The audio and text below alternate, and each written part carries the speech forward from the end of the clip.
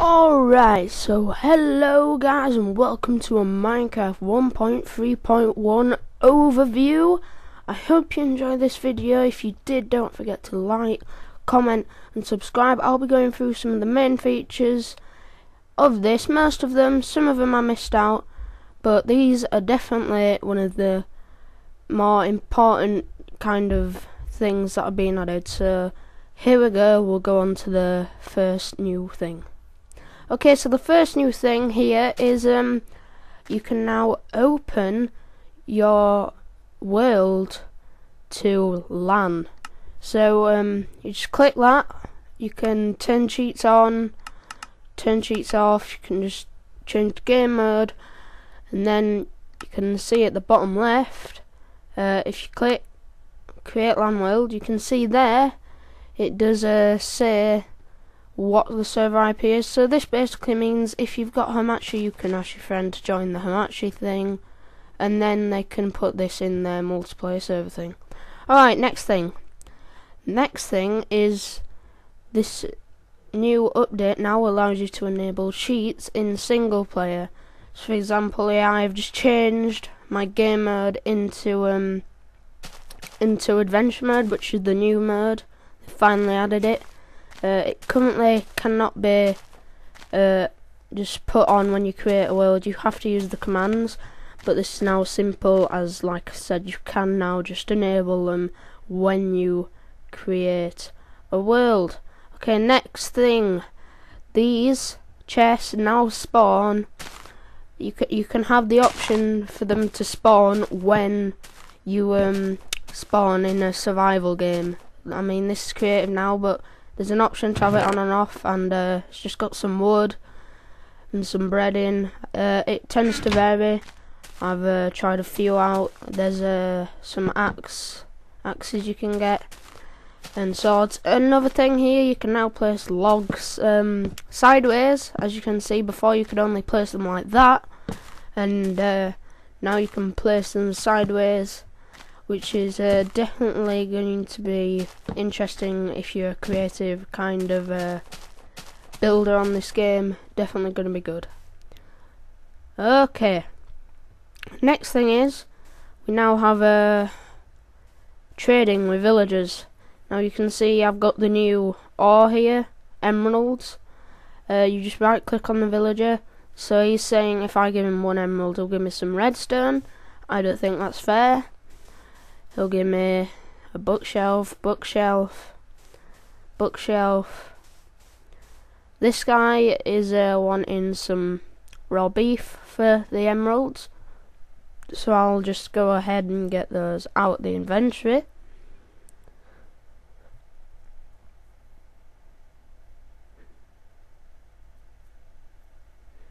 Okay, so I found the raw beef at last, and now I'll just give it to him. And he will give me the emeralds there. Just shift click them and I'll get the full amount he owes me. And that's very, very nice. Definitely one of the main features. Okay, so next we have this book and quill is what it's called. So quill is just like one of those old fashioned pens, like a feather, with and you dab ink on the end and then you can write. So you can just write in this, send a letter to your friend, write a book on your adventures. You know, it's definitely something that's going to be kind of cool. Good for custom maps. You can sign the book, you enter the title, and then yeah, definitely good if you want to write about your adventures and stuff like that. Definitely going to be good for custom maps, because they can now write journals and stuff. So you can see the book now has an enchanting glow once you've finished it, and you can just pass it to someone and whatever. Okay, so the next thing is these pods now drop cocoa beans. They grow on jungle trees, and those ones drop free because they're fully grown. And you can actually replant these cocoa beans. I think I'll do it in a minute. Yes, you see, you can just whack the cocoa beans down on a jungle tree. I am not sure if it works on any other type of tree, but you can try that out for yourself. These are definitely not in low supply. If you're in a jungle, you'll definitely manage to find some. Definitely kind of common. And yeah. Okay, so this is the next big thing. This is a jungle temple.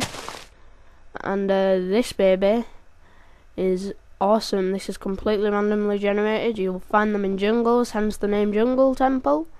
And we're just gonna go get some torches and get our asses down there. Okay, I've got a torch. I'm just gonna go down here. There's leaves out the way. Okay, so I'm being careful at this bit because, sitting a minute, tripwire. This is a new thing they've added. It works like a pressure plate, except it's very, very hard to see. You can see the hooks there. You walk over it, and that dispenser that's hidden by vines will shoot arrows at you. So you gotta watch out for them. They can be fatal in survival.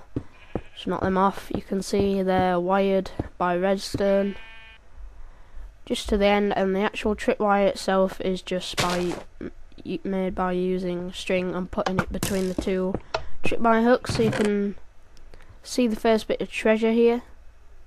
Very nice. That's why the tripwire was there. Stop you from getting the treasure, I guess.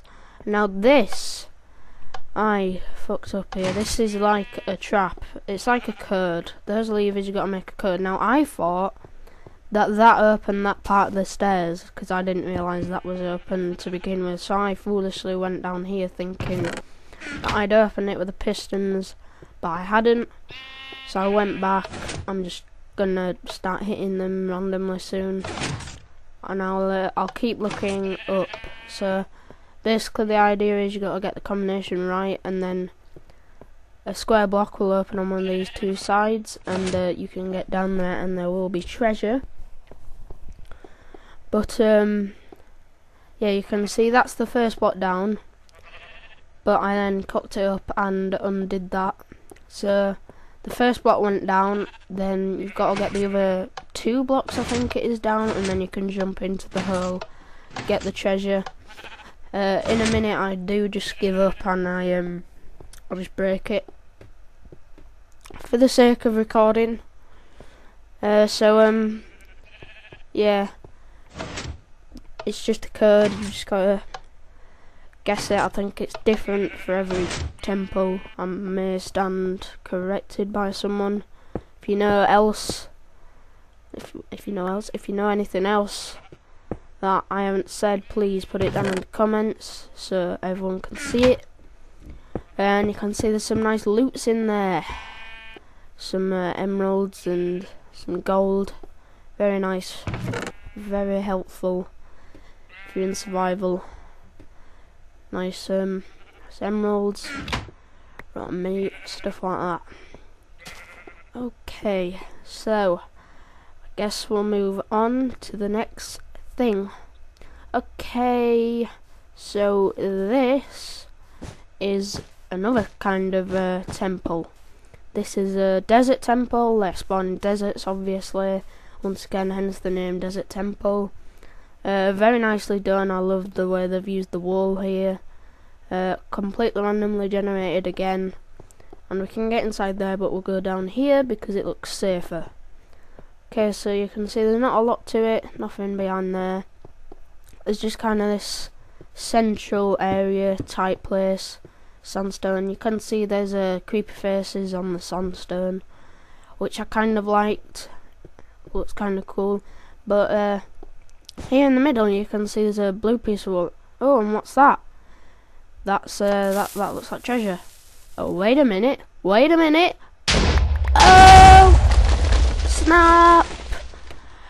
How fatal would that be if you were in survival? I mean, I was in creative there, but if you had like diamonds and stuff, you just come back from mining and you found this place and you went down there, you'd be so pissed.